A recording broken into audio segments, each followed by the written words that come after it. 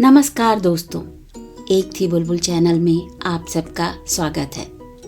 आज सुनिए कहानी उपहार, शिवानी जी की एक और सशक्त रचना। शिवानी जी की लेखनी में जहां हमें कुमायूं की पहाड़ी संस्कृति की झलक मिलती है, वहीं उनके बेमिसाल किरदार आज भी उनकी रचनाओं को पढ़ने की जिज्ञासा बढ़ाते हैं। तो देर न करते हुए चलिए सुनते हैं कहानी उपहार। वाह, खूब मिली आप, मेरी गाड़ी छूटने ही को है। भाग्य अच्छा था जो आप पहले ही चौराहे पर मिल गईं। ए रिक्शे वाले, चलो स्टेशन। वो कूदकर मेरे पार्श्व में बैठ गया। साथ ही उसके घिनौने शरीर से आते दुर्गंध के भपके से मेरा माथा चकरा गया। मैं भय से थर-थर कांप रही थी। वही था, एकदम वही। मेरा रिक्शा चालक कटरा के उस भीड़ भरे चौराहे पर मेरा रिक्शा रोक अपनी बीड़ी लेने गया ही था कि ये आ गया। बार बार अपनी कलाई पर बंधी काल्पनिक घड़ी देखता वो बड़बड़ाता जा रहा था। अजीब झक्की है मेरा यार, ये भला कोई जगह है रिक्शा खड़ा करने की? 7:20 पर तो देहरा छूट जाएगी। मैंने उसकी विवेकहीन अमानवीय दृष्टि पहचान ली और दूसरे ही क्षण मैं कूदकर सड़क पर खड़ी हो गई। शायद इसी बीच कुछ राहगीर उस कौपीनधारी घिनौने पगले को दोनों टांग फैलाए मेरी रिक्शा में बैठा देख चुके थे। हाँ हाँ, कौन है ससुरा? धरो ससुर के दो हाथ, बेहुदा बड़ा पागल बना फिरता है। कल भी इसने यूनिवर्सिटी जाती 2 लड़कियों को छेड़ा था। देखते ही देखते मेरी रिक्शा में बड़े प्रभुत्व से आसन जमाए पगले को भीड़ ने घेर लिया। एक चंदनधारी प्रौढ़ रसिक से दिखने वाले व्यक्ति, जो शायद संगम स्नान से लौट रहे थे, भीड़ देख रसास्वादन करने इक्का रोक कर गरजे। बदमाश है ससुरा, पागल वागल कुछ नहीं है। दिन दहाड़े राह चलती बहू बेटियों से छेड़खानी करने वालों का तो मुंह काला करना चाहिए। हाँ भाइयों, आप मेरा मुंह काला करें, मैंने काम ही ऐसा किया है। पागल अचानक उत्तेजित हो रिक्शा की सीट पर खड़ा हो हाथ हिला हिलाकर भाषण देने लगा। पास ही में सर्प वृश्चिक दंश की वनौषधियों का एक मैली चादर पर बाजार फैलाए एक सपेरा बैठा था। उसके इर्द गिर्द जुटी भीड़ भी पगले का भाषण सुनने बढ़ आई। मुझे सहसा अपनी स्थिति की अल्पज्ञता का भास हुआ। शहर के बहुत से लोग मेरे पति के परिचित थे। कहीं किसी ने देख लिया तो बात का बतंगड़ बन जाएगा। मैं चुपचाप भीड़ के व्यू से निकल आई। रिक्शे वाला एक धक्का मार पगले को नीचे उतार मेरी ओर बढ़ आया। जल्दी भीड़ से रिक्शा निकाल ले चलो, मैंने बैठते ही कहा और वो तीव्र वेग से रिक्शा निकाल ले चला। मेरे धड़कते हृदय ने आश्वस्त होकर स्मृतियों के सिंह द्वार की अर्गला खोल दी। नलिनी क्या इतनी बड़ी दुर्घटना मुझसे छिपा गई, या इस अभागे की दुर्दशा से वो अनभिज्ञ थी? 3 वर्ष पूर्व नैनीताल में नलिनी का कॉन्वेंट की सधी लिखावट का पत्र देख मैं चौंक पड़ी थी। मोम्बासा से उसने एक सुनहरे छपे कागज में 8-10 पंक्तियां ही लिखी थीं, पर मुझे लगा था कई वर्ष पहले बिछुड़ गई मेरी प्रिय प्रतिवेशनी अपनी बड़ी बड़ी आंखें मटकाती मेरे सामने आकर बैठ गई है। बोलता जीता जागता सजीव पत्र लिखना विरले ही जानते हैं। नलिनी का पत्र खुलते ही बोलने लगा था। सुना तुम्हारे पति अंग्रेजी स्कूलों के अफसर हैं। यहाँ शिक्षा की उतनी सुविधा नहीं है, इसी से अपने पुत्र को उसी सुशीतल नगरी में पढ़ने भेजना चाहती हूँ जहाँ मैंने पढ़ा है। परसों पहुँच रही हूँ। जैसे भी हो अपने पति से कहकर सेंट जोसेफ में एक सीट मेरे पुत्र को दिलवानी ही होगी। मेरा पुत्र सुनकर चौंक गई क्या? जैसे कठोर शिलाखंड तोड़ फोड़ कर तुम्हारे पहाड़ी मीठे झरने फूट निकलते हैं, ऐसे ही 40 वर्ष के वज्र कठोर शिलाखंड को तोड़ता फोड़ता एक बहुत मीठा झरना मेरे प्रांगण में भी आ गया है। नाम है प्रिंस। तुमसे मिलने को उत्सुक तुम्हारी सखी नलिनी कोठारी। मेरा माथा ठनका। एक तो हमारे प्रांगण के बदले मेरा प्रांगण, और पत्र के अंत में अपनी कौमार्य अवस्था का नाम कोठारी। तब क्या वो नलिनी माथुर नहीं रही? मेरा अनुमान ठीक था। मैं बस स्टैंड के पास उसकी प्रतीक्षा कर रही थी कि एक शानदार टैक्सी मेरे पास ही आकर रुक गई। सदा की रौबीली नलिनी और भी रौबदार हो गई थी। गालों पर सुर्खी थी। चेहरा भर जाने से बड़ी आंखें कुछ छोटी लग रही थी और एक प्यारी नन्ही सी दूसरी ठुड्डी भी निकल आई थी। मैं दौड़कर उससे लिपट गई। हाय, तू तो जरा भी नहीं बदली, और ये है तेरा झरना। भगवान ने रघुनाथ को सामने धरकर ही बनाया है क्या इसे? एकदम अपने बाप पर गया है। और रघुनाथ नहीं आए क्या?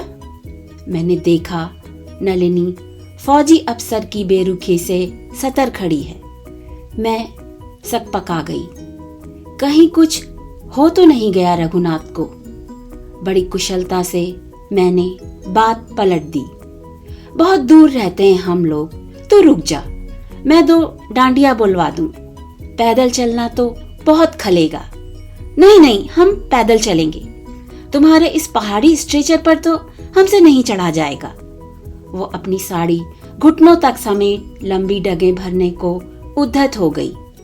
उसका देवदूत सा सुंदर पुत्र बड़े अचरज से पहाड़ों को देख रहा था। प्रिंस देखने में एकदम छोटा रघुनाथ लग रहा था, गोल मुंह और निर्दोष गठन। उसके पिता के इसी व्यक्तित्व पर रीझ कर तो उसकी माँ ने लाखों की संपत्ति स्वेच्छा से ही ठुकरा दी थी। अनाथ नलिनी को उसकी लखपति बुआ ने ही पाला था। उनसे मैं कई बार मिल चुकी थी।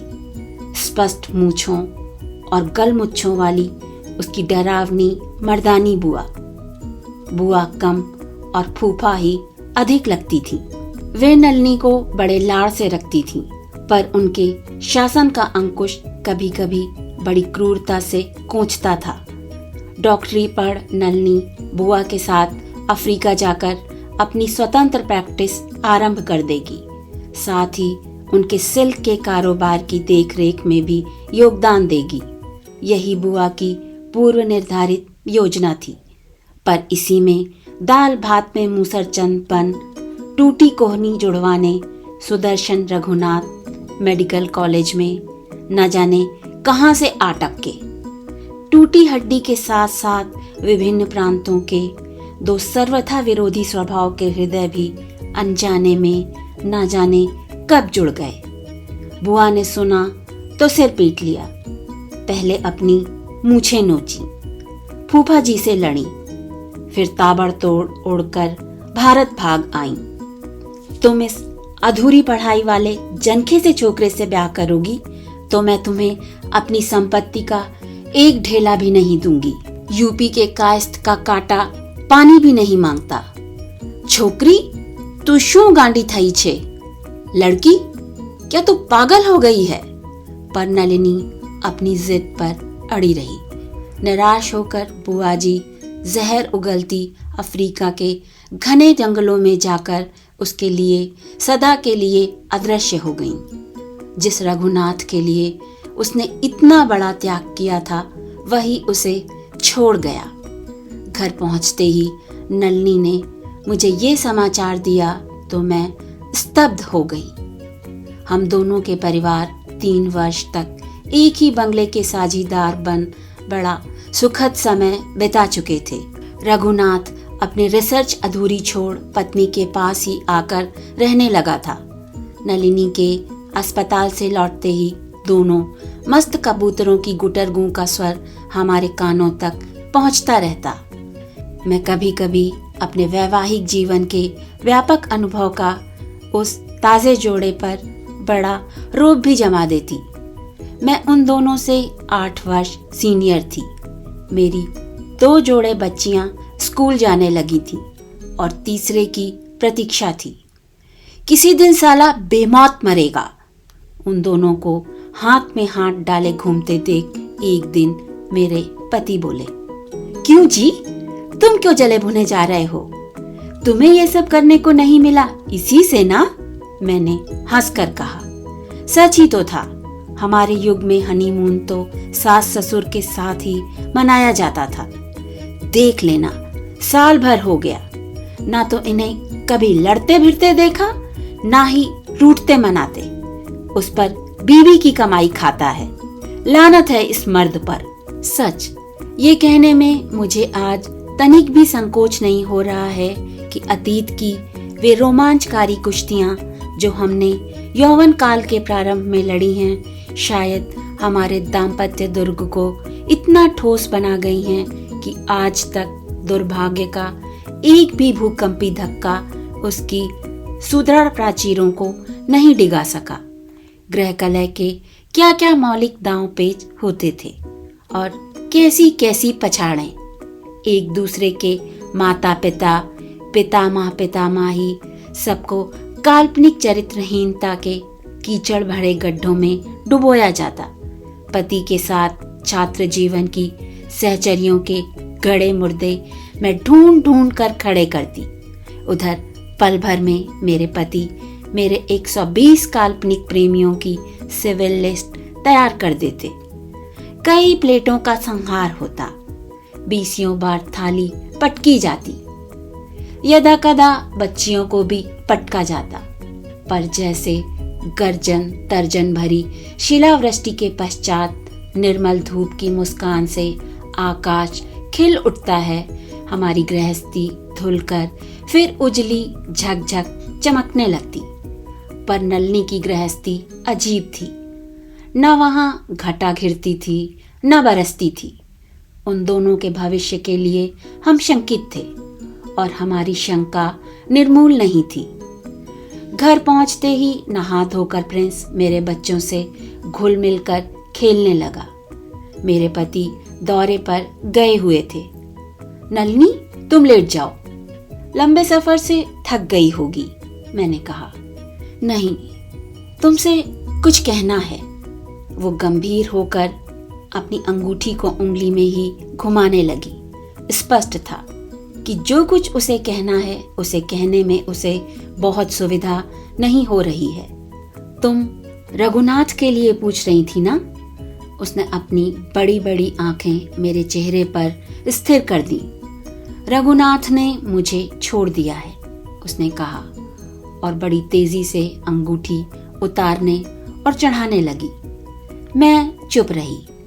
वो फिर स्वयं ही कहने लगी, तुम्हारे जाने के बाद ही हमें भी शाहजहांपुर छोड़ना पड़ा। मुझे मध्य प्रदेश में एक बड़ी अच्छी नौकरी जुट गई थी तो दौरे की नौकरी, पर सुविधाएं अनेक थीं। सेठ जी की कई चीनी की मिलें थीं और उन सब बस्तियों की डॉक्टरनी मैं ही थी। मेरी नई नौकरी के गरिष्ठ भोजन से रघु को दिन रात अपच रहने लगा था। मैं अस्पताल से थक कर लौटती तो देखती पालतू बिल्ले सा हाथ पैर सिकोड़े सो रहा है। मुझे देखकर खिसियाकर उठ बैठता और भागकर कॉफी बना लाता। मैं कभी कभी झल्ला कर कहती, इतने सारे नौकर हैं, बुलाते क्यों नहीं? मैं जानता हूं तुम्हें कैसी कॉफी पसंद है। वो 2 प्याले में सजाकर ऐसे चला आता जैसे क्वालिटी का सीखा सिखाया बैरा हो। मैं होठों से हंसती, पर हृदय में 20 अतृप्त आकांक्षाओं की छुरियां घाव करने लगती। क्या मैंने ऐसे पति की कामना की थी जो मेरे लिए ट्रे सजा, कंधे पर झाड़न लटकाए, मुझे सलामी दे? ये तो गुणी भृत्य के लक्षण हैं, गुणी पति के नहीं। मैं दिन रात मनाती, कभी तो ईश्वर मेरे निर्वीर्य पति को पौरुष के मद से भर दे, कभी तो मेरा ये आलसी जल सर्प क्रोध की फुटकार छोड़ सके। एक दिन सचमुच ही उसके पौरुष के विषधर ने मुझे डस लिया।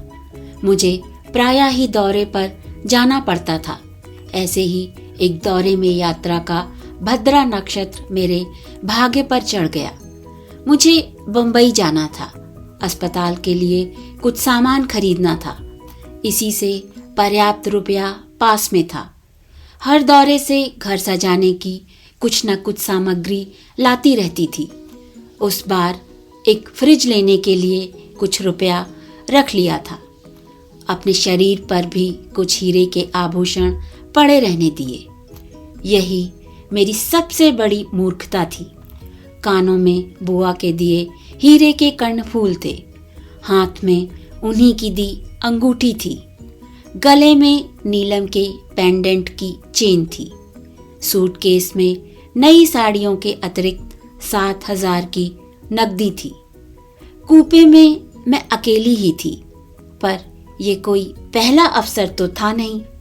20 बार मैंने निर्जन कूपे में सैकड़ों मील नापे थे। खा पी कर द्वार खिड़कियों पर चटखनियां चढ़ाई और लेट गई। साड़ी खोलकर पहले ही सिरहाने तहा दी थी। तुम तो मेरा ये अभ्यास जानती ही हो।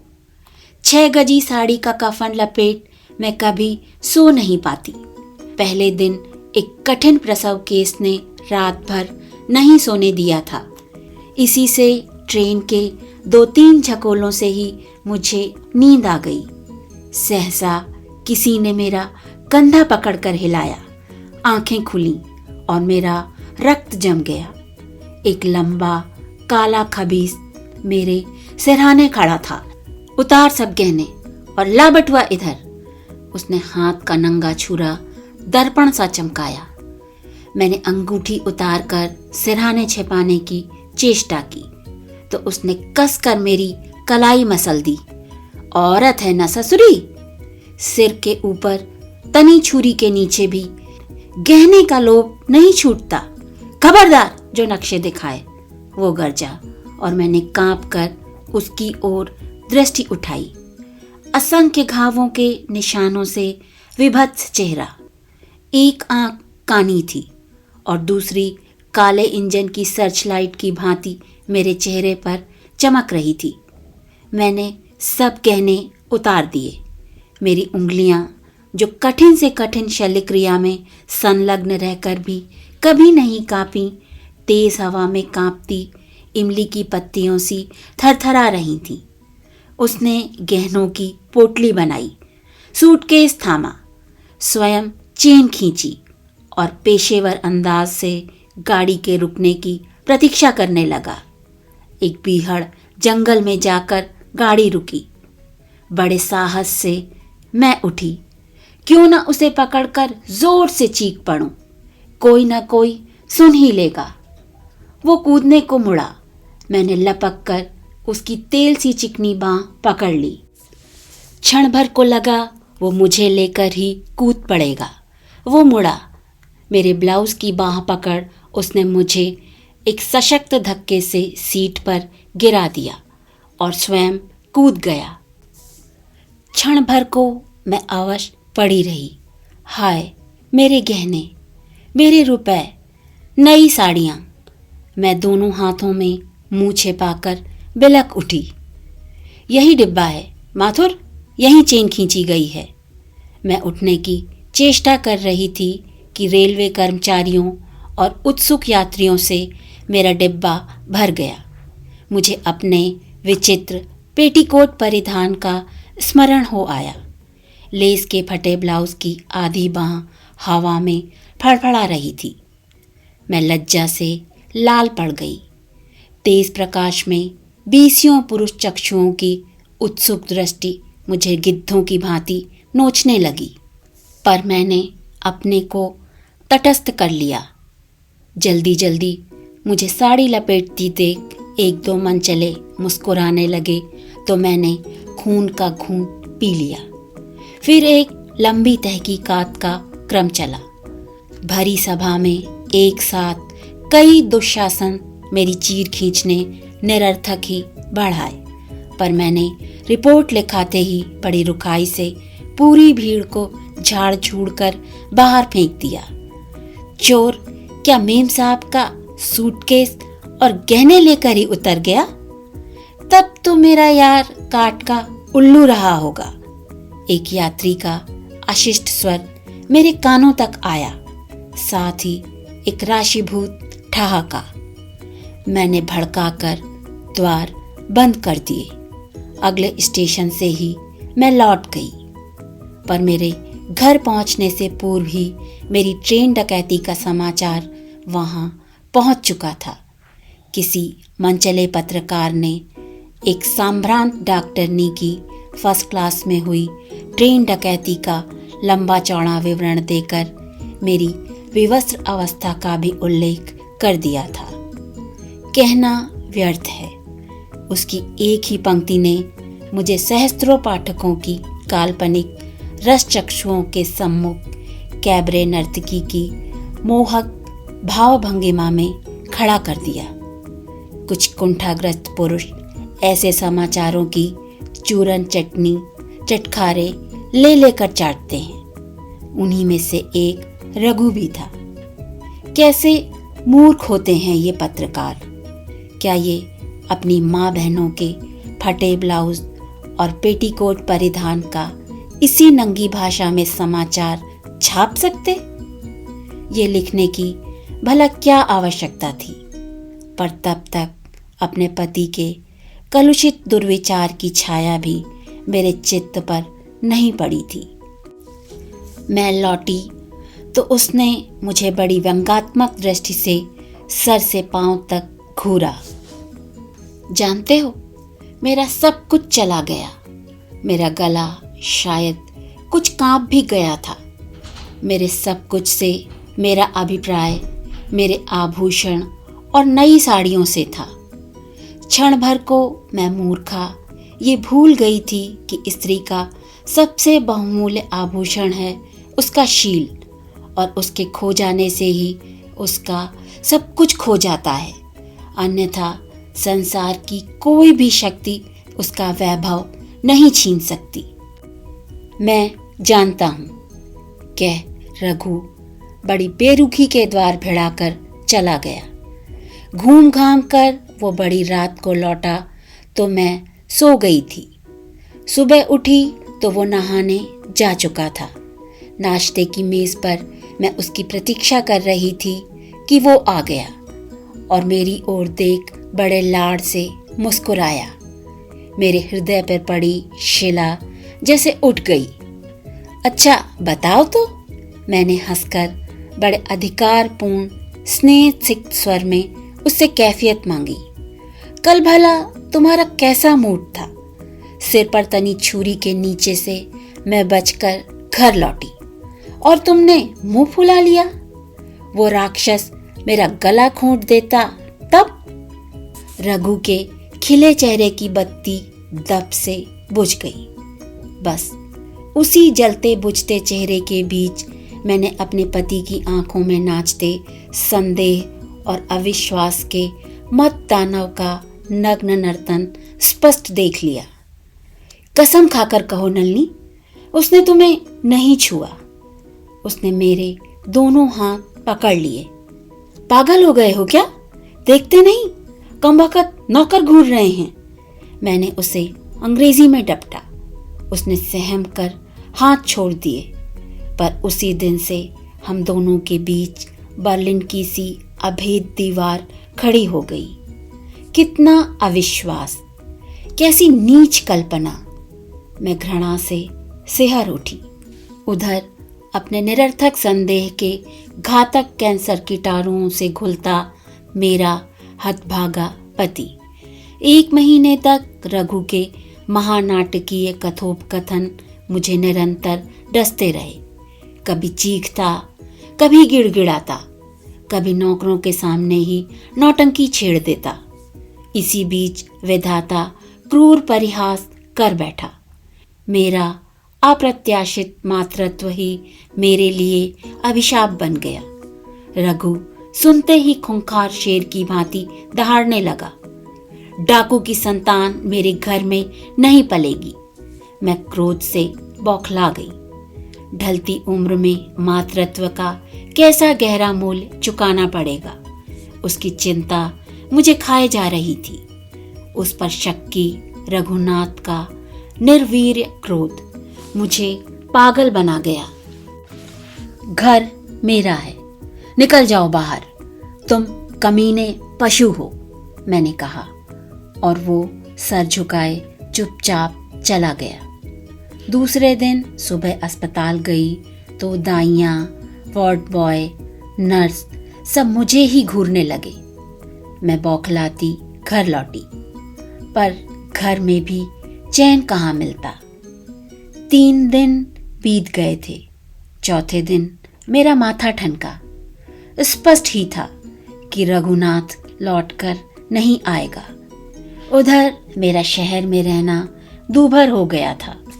बहुत उधेड़-बुन के बाद मैंने बुआ को लंबी चिट्ठी लिखी। उस पत्र में मैंने उन्हें सब कुछ लिख दिया। रघु से मैंने नाता तोड़ लिया था। क्या बुआ मुझे एक बार फिर आश्रय दे सकेंगी? इस बार तो उन्हें 2 प्राणियों को आश्रय देना होगा। बुआ को मैं जानती थी, उन्हें निश्चय लेने में देर कभी नहीं लगती थी। मेरे पत्र के उत्तर में वे स्वयं आ गईं। दूसरे ही दिन बुआ स्वयं मेरा त्याग पत्र टाइप करके दे आईं और उसी रात हमने शहर छोड़ दिया। अफ्रीका पहुंचकर मैंने बुआ का कारोबार देखा तो दंग रह गई। मोम्बासा के भारतीय प्रवासी व्यवसायियों में श्रीमती कोठारी का नाम प्रमुख था। 20 नौकर थे। राजसी प्रासाद था, पर मुझे सुख शांति वहां भी नहीं मिली। कभी रघु की स्मृति में मैं पागल हो उठती, कभी प्रतिहिंसा की लपटें मेरे उद्विग्न चित्त और रुग्ण देह को झुलसा देती। दूसरे ही क्षण उसके साहचर्य की कामना मुझे विकल कर देती। अब मैं दिन रात एक ही प्रार्थना करती, हे भगवान, मेरी संतान अविकल उसी का रूप लेकर जन्मे, जिसे कभी मैं उसे देखकर कह सकूं, मूर्ख, देख ले अपने पुत्र को। सचमुच भगवान ने मेरी सुन ली। मेरे 10 पाउंड के शिशु का एक एक नक्शा अपने पिता का था। यहाँ तक कि सर के घुंघराले बाल भी रघु के से ही लच्छेदार थे। अब कभी देखेगा नासपिटा तो सिर धुन धुन कर रोएगा, बुआ ने गर्व से कहा। उन्होंने नाम धरा प्रिंस। मेरी लाखों की संपत्ति का वारिस बनेगा मेरा प्रिंस, वो बोली। बुआ का और था ही कौन। इसके जन्म के दूसरे ही महीने मैं फिर अपने क्लिनिक में बैठने लगी। मेरी ख्याति दूर दूर तक फैल गई। समृद्ध भारतीय प्रवासी परिवार ऊंची फीस देकर मुझे घर पर ही बुलाते। प्रिंस 7 वर्ष का हो गया था। पिछले साल बुआ गिरनार की तीर्थ यात्रा पर भारत चलने लगी तो जिद कर मैं भी साथ हो ली। 7 वर्ष से भारत नहीं गई थी, पर सच कहूं तो भारत देखने से अधिक ललक एक अन्य व्यक्ति को देखने की थी। क्या पता कहीं मिल जाए। प्रिंस दिन पर दिन अपने पिता पर जा रहा था। वही हंसी, वही नाक, वही आंखें। ठीक अवसर आ गया था। मैं भारत आई। तीर्थों के मंदिर, घाट, होटल, सिनेमा, कहीं भी तो नहीं दिखा वो। निराश होकर लौट रही थी। फर्स्ट क्लास के कूपे में मैं और बुआ लेटी थी। प्रिंस पूरे डिब्बे में उधम मचा रहा था। सामने की पटरी पर एक और रेलगाड़ी को नियति ने शायद जानबूझकर ही रोक दिया था।